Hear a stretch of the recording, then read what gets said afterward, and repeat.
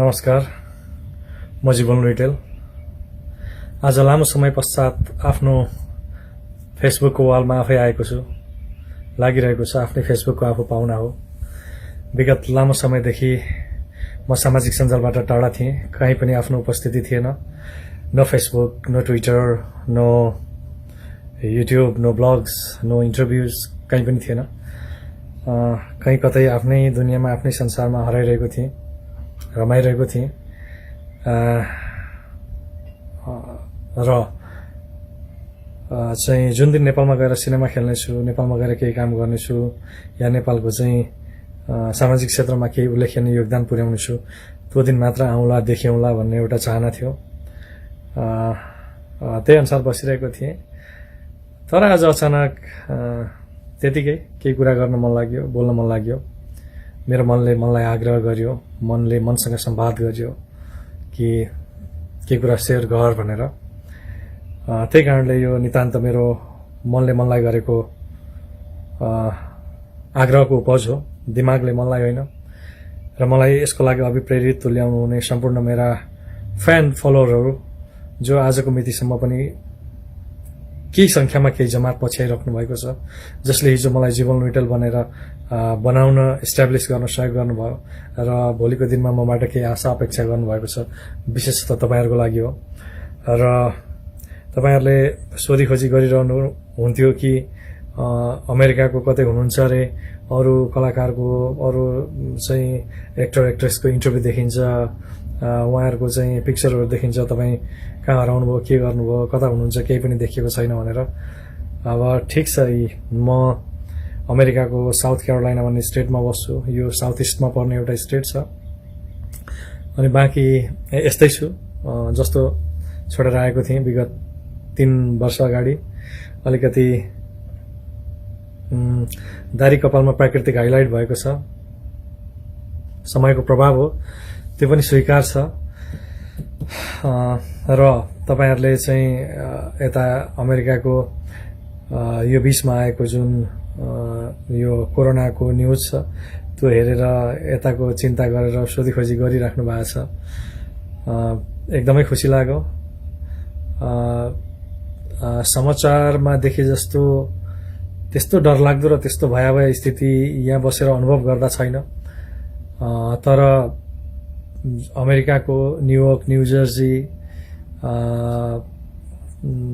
Chicago city, Michigan, California, यता Georgia, Florida, अरू स्टेटहरुमा चाहिँ एकदमै धेरै केसेसहरु, अलिकति स्थिति डरलाग्दो छ। म बसेको स्टेटमा भर्खरै मैले न्यूज हेरेको थिएँ, यस्तै 44-4500 को रेन्जमा छ।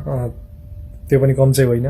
तर पनि आफू कसरी बस्ने, आफू कसरी स्वस्थ रहने, कसरी सुरक्षित रहने, कसरी संक्रमणबाट बच्ने, कसरी चाहिँ बेसिक यहाँ बाहिर निक्लिँदाखेरि चाहिँ डिसिप्लिनहरुलाई कसरी मेन्टेन गर्ने, ती कुराहरुलाई चाहिँ ध्यानमा राखेर गरिन्छ। आशा छ नेपालमा तपाईहरु जो हुनुहुन्छ, साथीभाइ, इष्टमित्रहरु, आफन्तहरु, सम्पूर्ण दाजुभाइ दिदीबहिनीहरु, यतिखेर संसार नै चकमन्न भएको स्थिति छ। संसार टक्क अडिएको स्थिति छ। संसारको चाहिँ संसारको सूचनामा, संसारको प्रविधिमा, संसारको टेक्नोलोजीमा, संसारको विज्ञान नै एक किसिमले हारेको अवस्था छ। त्यही कारणले हामी जहाँ जता छरिएर बसेका छौं, सबै स्वस्थ तरिकाले बसौं, सबै सुरक्षित तरिकाले बसौं। यो कोरोनाको, यो कोभिडको महामारीबाट बच्नको लागि सबभन्दा पहिला त सबै हामी सुरक्षित हुनु नै छ, आफ्नो जीवन बचाउनु छ। त्यो ठाउँमा, जुन ठाउँमा त्यहाँको सरकारले, त्यहाँको चाहिँ क्षेत्रले, त्यहाँको समाजले कसरी निर्देशित गरेको छ बाहिर निक्लिनको लागि, भित्र बस्नको लागि, त्यहाँको लकडाउन सिस्टम के छ, त्यहाँको स्टे होमको सिस्टम के छ, यो सबलाई फलो गरेर हामी बच्ने हो। र अहिले भर्खरै मैले नेपालको पनि न्यूज हेरेको थिएँ कि नेपालमा पनि यसको संक्रमणको संख्या बढेर 40-45 कति पुगेको छ। यहाँबाट हेर्दा त म त नेपालको स्थिति अझ अलिकति डरलाग्दो देख्छु, किनभने भोलि त्यसको चाहिँ गुणोत्तर वृद्धि भएर यदि बढ्यो भने, त्यो महामारी फैल्यो भने नेपालमा अझ डरलाग्दो स्थिति होला। किनभने नेपालको राज्य सरकारले, नेपालको चाहिँ सम्बन्धित निकायले, नेपालको हेल्थ केयर सिस्टम, नेपालको हेल्थ म्यानेजमेन्ट त्यो प्रणालीले त्यसलाई धान्न बहुत गाह्रो पर्ला। त्यही कारणले यता हाम्रो त चिन्ता गर्नुहुन्छ प्लिज आफ्नो पनि चिन्ता गर्नुहोस्, आफ्नो केयर गर्नुहोस्, आफ्नो ख्याल गर्नुहोस्, त्यसरी बस्नुहोस्। अहिले देखिरहेको छु विगत 1 महिनादेखि नेपालमा सबै लकडाउनमा हुनुहुन्छ, सबैलाई चाहिँ अप्ठ्यारो परेको स्थिति छ। सबैको चाहिँ दैनिकी जीवन प्रभावित भएको छ। गरिब, किसान, मजदुर, ज्यालादारीमा काम गर्ने सबैको रोजीरोटीमा समस्या भएको छ। सायद नेपाल सरकारले राहत वितरणका कार्यक्रमहरू पनि ल्याएको होला, गरिएको होला, समाचारमा देखिरहेको छ।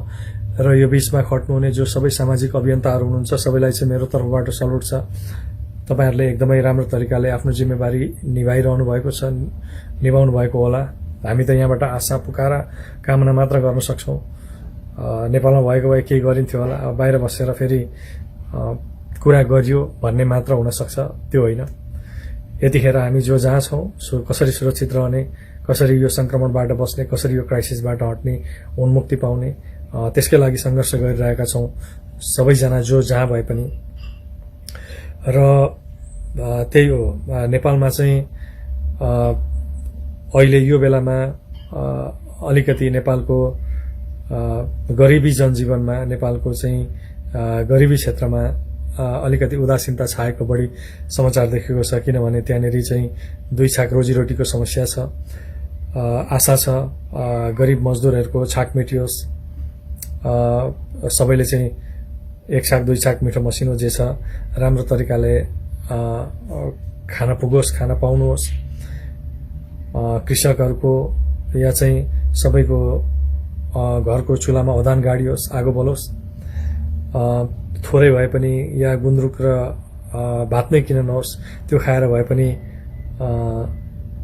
स्वस्थ बसौं, खुसी रहौं, स्वस्थ बन्ने प्रयास गरौं।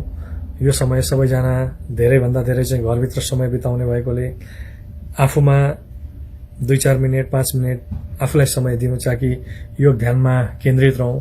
किनभने मानिस धेरै समय घरमा बसेकोले मानिसमा एक किसिमको नैराश्यता, वैराग्यता, आलस्यता या फ्रस्ट्रेसन जे पनि आउन सक्छ। त्यसबाट कन्ट्रोल गर्नको लागि मलाई लाग्छ योग ध्यान र योग ध्यान नै सबभन्दा बेस्ट चिज हो, जसले तपाईलाई सकारात्मक भाव, सकारात्मक ऊर्जा प्रदान गर्छ।